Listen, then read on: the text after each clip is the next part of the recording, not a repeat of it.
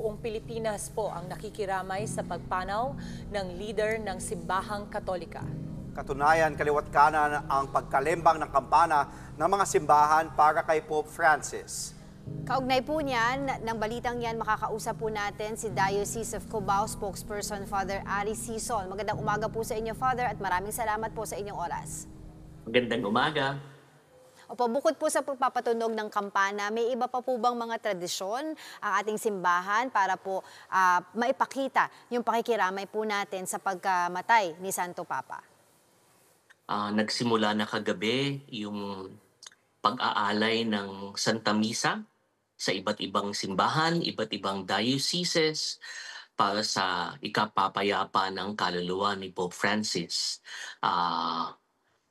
Itong first 9 days ay tinatawag nating Novendiales, 9 days of mourning, 9 days ng panalangin para kay Pope Francis. Yung Novendiales in Latin, parang yan yung equivalent ng ating Novena Masses dito sa Pilipinas sa tuwing may namamatay. So 9 days of mourning.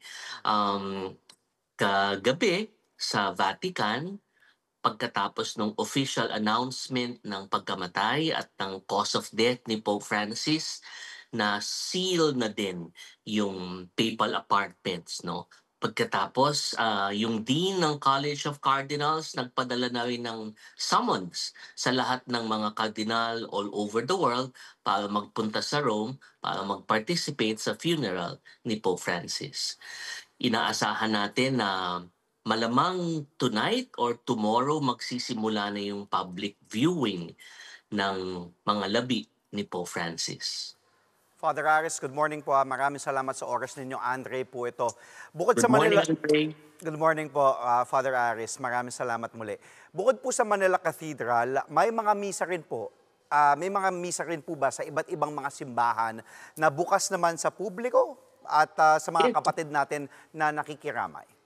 Yes, of course. Dito sa Diocese of Cubao, mamayang gabi, alas 6 ng gabi, sa Cathedral of Cubao, sa Immaculate Conception of Cathedral of Cubao, mangunguna si Bishop Elias Ayuban, ang Bishop of Cubao, sa banal na misa para kay Pope Francis. Father Aris, si Dempos naman po ito. Good morning po sa inyo. Father, ano po ang sa tingin ninyo ang pinakamalaking naging impluwensya ni Pope Francis sa Simbahang Katolika sa Pilipinas man o sa pananampalataya po natin bilang mga Pilipino? Sa Pilipinas, palagay ko hindi makakalimutan ng mga Pilipino yung pakikiramay niya sa atin, pakikiisa niya sa atin pagkatapos nung Typhoon Yolanda noong 2014. Naalala niyo pa yung patapos makita ni Pope Francis yung damage na naganap sa dito sa Pilipinas, sabi niya, I need to go there. And nagpunta siya, no? Sabi niya medyo late na kasi January 2015 na siya dumating, pero hindi makakalimutan ng Pilipino yung nagpunta siya sa Tacloban, nakiisa siya dun sa mga biktima ng typhoon na kahit naalala ninyo, nakakapote siya, kahit malakas ang ulan, kahit may bagyo nun, nagpunta pa din siya. Hindi makakalimutan ng Pilipino yung ginawa niyang yun para sa atin. Father, throughout the course of this program, wala po kami pinag-usapan dito kung paano po yung naging epekto ni Pope Francis sa mga tao inside and outside the Catholic Church. Pero po, sa inyo pong mga pare, ano po ba yung naging epekto sa inyo ng pamumuno mismo ni Pope Francis sa simbahan? Sa aming mga pare, iba kasi yung kanyang style of shepherding, no? Ang sabi, talagang paulit-ulit niya kaming in-encourage na maging malapit sa mga tao in exactly the same way kung paano siya mismo malapit din sa mga tao. Ang hindi ko makakalimutan yung image na binigay niya, sabi niya, ang mga shepherds daw, dapat kami kaamoy ng tupa. Yun ang ginamit niyang image to show us na dapat lagi kaming malapit, lagi kaming kasama ng mga tao. And kasi yun ang ginawa niya. Just imagine siya mismo,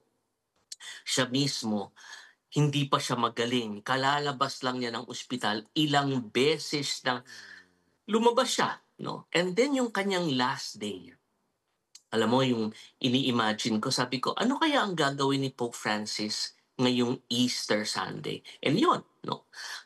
Lumabas siya unexpected sa St. Peter's Square. First time, nagulat lahat ng tao. Inikot niya yung St. Peter's Square, and that was his last time on the Pope Mobile. And that was, I think that was his way of saying goodbye to us. Father, bilang isang deboto naman, paano po nakaka-apekto ang sinasabing nabanggit na nga din kanina ni Prof. Xiao Chuan, nakausap po namin siya, yung non-traditional at yung pagiging progresibo na paraan ng pamumuno ni Pope Francis sa ating pananampalataya? Ah, si Pope Francis kasi, nakita natin na mas mahalaga sa kanya, again, yung maging malapit sa tao kesa sa sundin yung rules, no? Mas inuna niya yung maging malapit sa tao. For example, yung kanyang first Holy Thursday nung 2013, for the first time, isinama niya yung babae at saka yung mga non-Christians dun sa mga hinugasan niya ng paa. I think this is a very striking difference kay Pope Francis that made a difference, no? Dun sa hindi lamang para sa kanya, pero sa mga tao din. That was his way of parang breaking tradition in order to make an important point na lahat tayo ay anak ng Diyos. Lahat tayo bahagi ng simbahan. Father Arias, ano pa po ba yung mga worth mentioning natin na differences ng burol ngayon ni Pope Francis kumpara po sa ibang mga Santo Papa noon? Yung first appearance niya, yan, pinakita nyo ngayon sa video, yung first appearance niya sa balcony after he was elected Pope, no? He normally, pagbati lamang pagkatapos blessing the people. But before blessing the people, Pope Francis asked the people to pray for him. And nakita natin yung kanyang humility. He bowed down after he asked the people to pray for him. At paulit-ulit niyang sinasabi yon during his 12 years as Pope. Do not forget to pray for me. The humility of Pope Francis is striking. Ibang klase. Tapos yung kanyang simplicity, na ako, nung lumabas siya sa balcony, sabi ko parang mali yata, kulang yata yung suot niya. Kasi hindi niya isinuot yung traditional papal vestments, yung the red moseta, the pectoral cross. Napaka-simple niya in his own way. Pati nga daw po yung sapatos na dapat suotin, tradisyonal ng isang Santo Papa, ayaw niya po eh. So he opted to wear. Ayaw niya. Oo. Yeah. Father, bakit nga po sinisira yung papal ring at sineselyuhan yung papal apartment at ganun din sinisira din po yung yung papal seal no in announcement po na the seat is empty. Okay, yung sing-sing kasi ng Santo Papa, unique kasi yun eh. Yung bawat Santo Papa mayroong kanyang sariling sing-sing.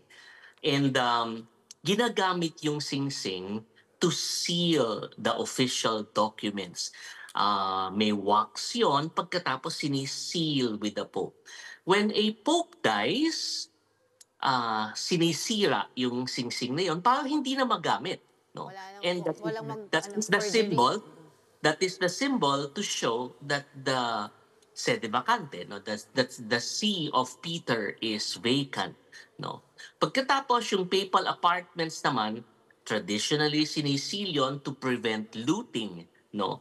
And to make it safe until the next pope is elected. So ngayon, kagabi, sinil na yung papal apartments and until the next pope is elected and he is the one to open the papal apartments. Father, last na po, nakikita ko po kasi yung ngiti po sa mga mukha ninyo habang inaalala po natin yung mga nagawa ni Pope Francis. And somehow, nandun po tayo sa comfort na siya po ay nabigay sa atin ng Diyos at na-experience po natin siya in our lifetime. Pero do you also see a significance ng kanyang pong pagkamatay after po ng Easter Sunday? There are 3 persons I can remember who died, okay? Si Mother Angelica died on Easter Sunday. Si Pope John Paul II died on the eve of Divine Mercy Sunday. And Pope Francis died on Easter Monday. The good news of Easter is that death is not the end. Jesus Christ died, but after 3 days, rose again. So, malungkot yung pagkamatay ni Pope Francis, but there is the hope of Easter, the hope of resurrection. And so, we are saddened by the death of our Holy Father, Pope Francis, but at the same time, we pray. We pray that he is now with the Lord. We pray that the Lord may grant him eternal rest. We pray that the Lord may reward him for all the good that he has done throughout his life. Father Arius Sison, nakakakilabot po ang inyo pong mga salita. Maraming salamat for giving all of us, including everybody pong nanonood ngayon ng Good Morning Kapatid, the comfort and joy and just knowing that death is not the end. Maraming salamat po, Father Arius Sison ng Diocese of Cubao. God bless you. Father, please pray for us and we will pray for you as well. Thank you, Father. Mga kapatid, Chiki Roa Puno po. Simulan ang inyong araw na puno ng impormasyong kapaki-pakinabang. Sama na sa isang makabuluhang umaga. Tumutok at mag-subscribe sa social media pages ng News 5.